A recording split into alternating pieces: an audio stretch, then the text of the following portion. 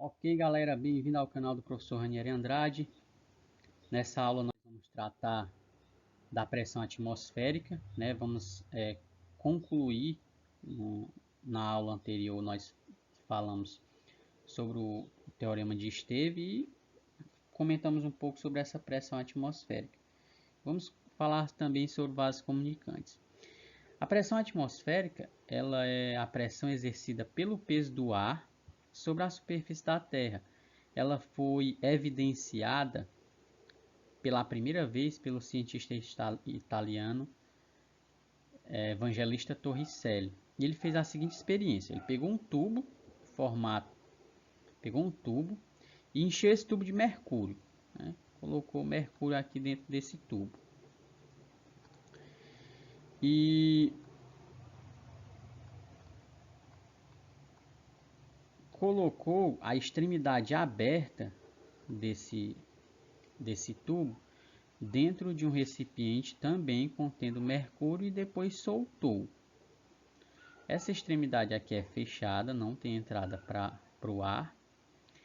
Quando ele soltou, ele verificou que essa coluna líquida aqui de mercúrio, ela diminuía e se estabeleceu por uma altura de 76 centímetros. Baseado nisso, ele definiu que existia uma pressão aqui. Essa pressão ele chamou de pressão atmosférica e definiu ela como sendo 76 centímetros de mercúrio. Então é uma outra unidade de medir a pressão atmosférica, ou 760 milímetros de mercúrio, por conta da altura dessa coluna líquida de mercúrio. Ele verificou também que à medida que ele foi se posicionando em lugares onde a altitude era maior, essa altura da coluna líquida aqui diminuía justamente porque a pressão exercida pela atmosférica também diminuía.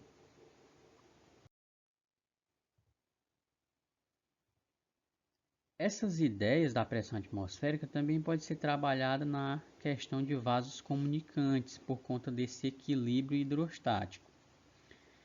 Suponha que você tem um tubo no formato de U e nesse tubo você coloque dois fluidos immiscíveis que não se misturem. Aqui nessa região azulada, um líquido de densidade D1. Nessa região cinza, um líquido com densidade D2. Observe que aqui estabelece um equilíbrio hidrostático, Pelo teorema de Esteve, a pressão no ponto A é igual à pressão no ponto B, porque os pontos estão ao mesmo nível. E sendo assim, a pressão no ponto A é igual à pressão no ponto B. Observe que, pelo teorema de Esteve, a pressão em cada um desses pontos é a contribuição da pressão atmosférica mais a pressão hidrostática, né, que é a densidade, no caso aqui do A, é a densidade D1 vezes G vezes H1. No caso do B, é a densidade D2 vezes o G vezes o H2. Okay?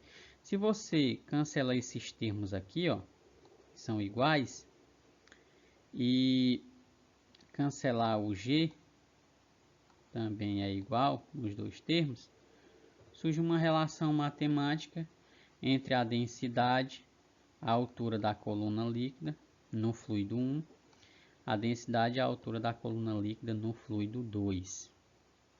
Certo?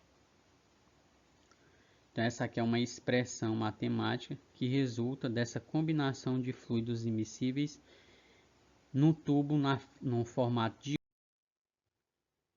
Vamos aplicar essas ideias agora na resolução de questões. Então você tem aqui, ó, a figura mostra dois líquidos A e B incompressíveis e não miscíveis em equilíbrio no tubo em forma de U de secção constante aberto nas extremidades. Então tá aqui a figura, ok? Aqui tem o ponto de separação dos fluidos. Nesse ponto aqui a pressão é igual a esse aqui, porque está ao mesmo nível. E ele diz assim, ó, se a densidade do líquido A for 2 vezes maior que a densidade do líquido B, a altura H2, indicada na figura, será. Cara, essa questão é muito massa. Então, o que é que ele está dizendo? Ele está dizendo que a questão está falando que a densidade dA é igual a 2 vezes a densidade dB. Até aí, tudo bem, né? Então, o que é que eu vou querer descobrir? O que é que eu vou tentar descobrir nessa questão? O valor da altura H2, em função do H1 e do HB, né? Em função do HB e em função do H1 aqui. Verifique que essa altura H1 aqui, ela pode ser subdividida, né? Eu posso dizer que dessa medida aqui eu tenho x. Se você verificar, ó, o x é igual ao H1 menos o H2.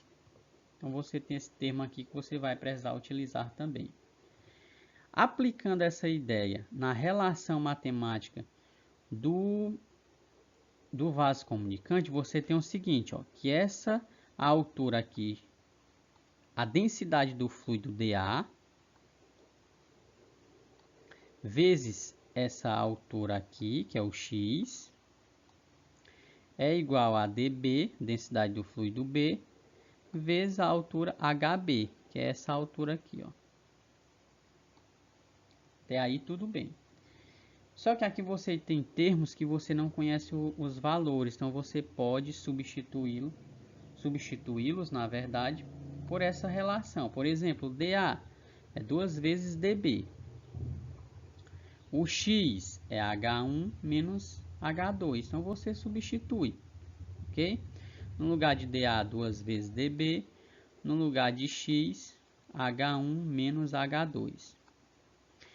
E vai resolver a questão, você vai explicitar a questão, ok? Eu posso cancelar dB com dB, e aí resulta nesse termo aqui, 2 vezes H1 menos H2 igual a HB.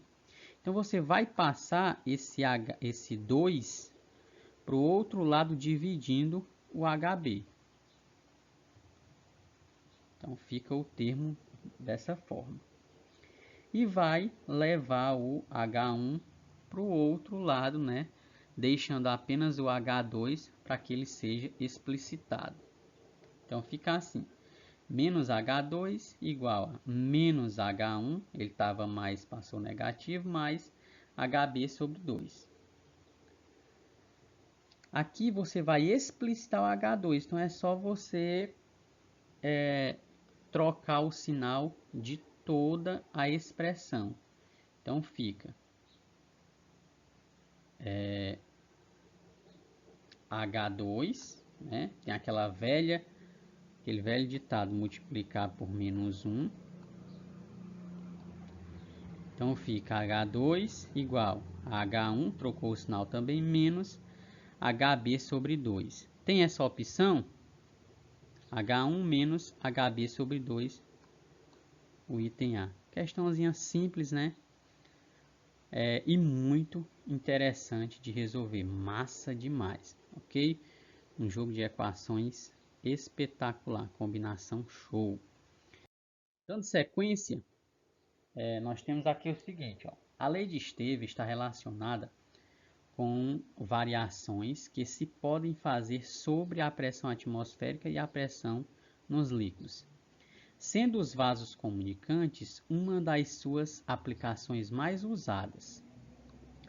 Dois vasos comunicantes contêm dois líquidos immiscíveis, A e B, com massas específicas iguais,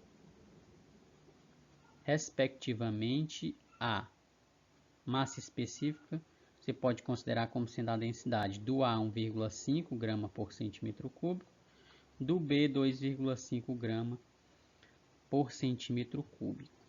Então tá aí, né, o fluido A, o fluido B. E ele quer que você determine, nessas condições, a razão entre as alturas HB e HA é igual a.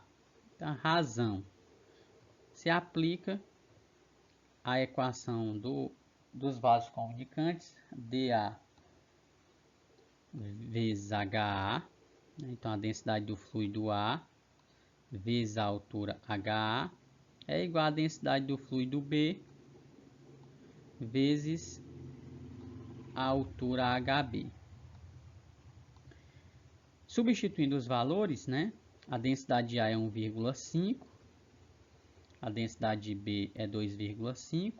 Então veja o que é que o problema quer. O problema quer a razão entre HB e HA, ou seja, HB sobre HA. Então você vai transferir esse HB, esse HA, para esse lado, certo? Ele vai passar dividindo o HB, e esse termo aqui, 2,5, você vai passar para esse lado, ele vai passar dividindo 1,5, a expressão vai ficar dessa forma. Ao dividir 1,5 por 2,5, você tem 0,6. Então 0,6 é a razão, né, de HB por HA, e aí como opção de resposta, o item C.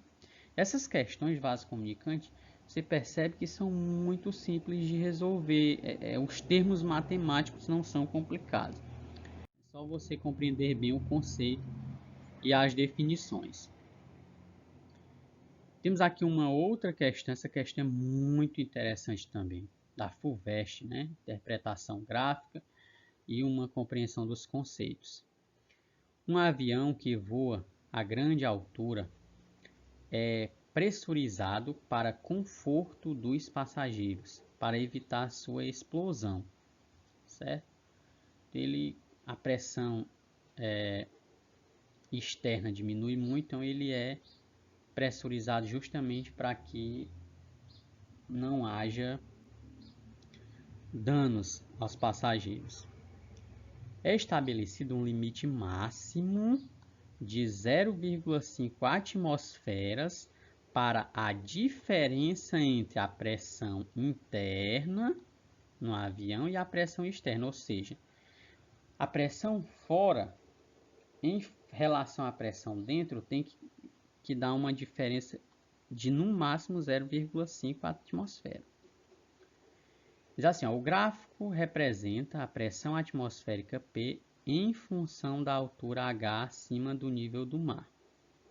Se o avião voa a uma altura de 7.000 metros e é pressurizado até o limite, os passageiros ficam sujeitos a uma pressão igual à que reina na atmosfera a uma altura de aproximadamente quanto? Então, quando o avião ele decola até essa altura de 7.000 metros, qual é a pressão dentro do avião? Lembrando que a relação da pressão fora, né, a diferença da pressão fora em relação à pressão que está dentro do avião não pode passar de 0,5. Perceba que aqui na altitude, ó, cada quadrinho desse aqui equivale a 1.000 metros. Perceba que aqui, ó, na altitude de 7.000 metros, né, o avião, desculpa aqui, ó, aqui é 6.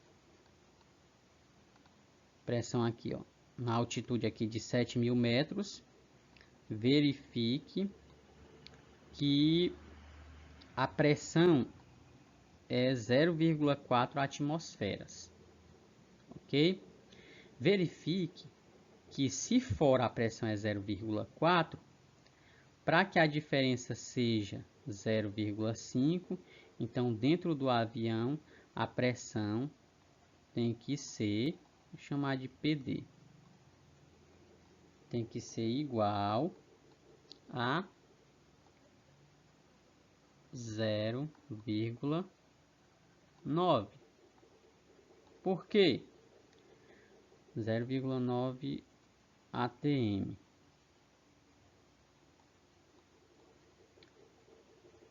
Porque 0,9 menos 0,4 dá o limite da diferença de pressão, que é 0,5. Verifique que a pressão aqui, 0,9, ela corresponde a uma altura de 1000 metros. Então você resolve aí sua questão tranquilamente, apenas interpretando o gráfico. Tranquilo? Vamos prosseguir. Para medir a pressão P exercida por um gás contido no recipiente, utilizou-se um manômetro de mercúrio, obtendo-se os valores indicados na figura. A pressão atmosférica local, medida por um barômetro, é de 750 milímetros de mercúrio. O valor de P em milímetros de mercúrio é... Vamos ver a figura? Tá aqui a figura, ok? A pressão aqui, ela corresponde a uma pressão de 750 milímetros de mercúrio. E ele quer saber qual é o valor da pressão P aqui, do gás, né? Nessa posição aqui. Verifique que aqui você tem 750 milímetros de mercúrio, que é a pressão atmosférica, mais a pressão hidrostática, né? Essa pressão hidrostática é uma função da altitude. Verifique que essa altura aqui completa, ela é 170 milímetros. Lembrando que aqui contém o mercúrio. Verifique também que tem uma diferençazinha aqui nesse ponto aqui, ó, que é de 20 milímetros. Então você faz o desconto. 170 menos 20 dá quanto? 150. Então a pressão aqui nesse ponto aqui, ela é igual à pressão atmosférica, que é 750, mais a pressão manométrica, que é devido à profundidade, a altura da coluna líquida, que é 150 milímetros de mercúrio. 750 mais 150 dá 900 milímetros de mercúrio. Tranquilo? Continuando aqui, tem a seguinte questão. Ó. Os fundos dos vasos V1, V2, V3, V4 têm a mesma área. Os vasos V1, V2 estão cheios de mercúrio, V3 e V4 de água, até a mesma altura, conforme ilustra a figura. Quanto às pressões P1, P2, P3 e P4,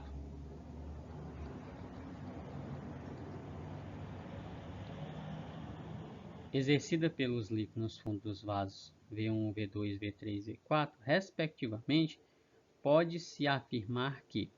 Galera, lembre-se que essa pressão aqui ela é uma função da altitude e da densidade. Se em todos esses vasos fosse o mesmo fluido, independente da forma, se estivessem a uma mesma quantidade de fluido a uma determinada altura, independente da forma, a pressão seria a mesma. No entanto, apesar da gente ter aqui mesma altura de fluido de coluna líquida, mas são substâncias diferentes, né? Como o mercúrio ele tem uma densidade um pouco maior que a densidade da água, então a gente já define que a pressão P1 e P2 é diferente da pressão P3 e P4. No entanto, por exemplo, aqui nesse vaso 1, o fluido é o mesmo do vaso 2, significa dizer que P1 é igual a P2. No vaso 3, o fluido é igual ao vaso 4, estão à mesma altura, então significa dizer que P3 é igual a P4. No entanto, P2 e P3 são diferentes, ok? Então você descarta o item A, o item B e o item C e marca o item D, né? Por que não é o item E? Porque ele diz que todos são iguais. Aqui ele diz que P4 é maior que P3. P4 é igual a P3. Ok? Aqui do mesmo jeito, ó, P4 maior que P3. P3 maior que P4. Eles são iguais. Então você define aí essa questão como resposta correta. O item D. Para finalizar aqui, nós temos uma última questão. Diz: o recipiente ilustrado na figura contém água em desnível e está aberto à atmosfera. Em N, a pressão, nesse ponto aqui, está aberto. Então, existe uma pressão aqui, no caso, a pressão atmosférica. A pressão em B é, essa pressão aqui em B, ela vai ser o quê? Né? Maior que em A? É claro que não, aqui tem a pressão atmosférica empurrando o ponto A, aqui não tem nenhuma pressão. É maior que C?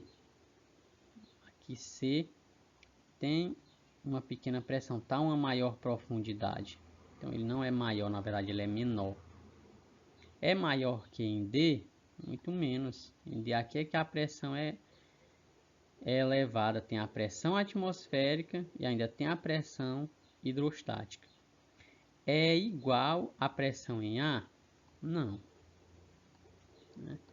Aqui não tem pressão atmosférica.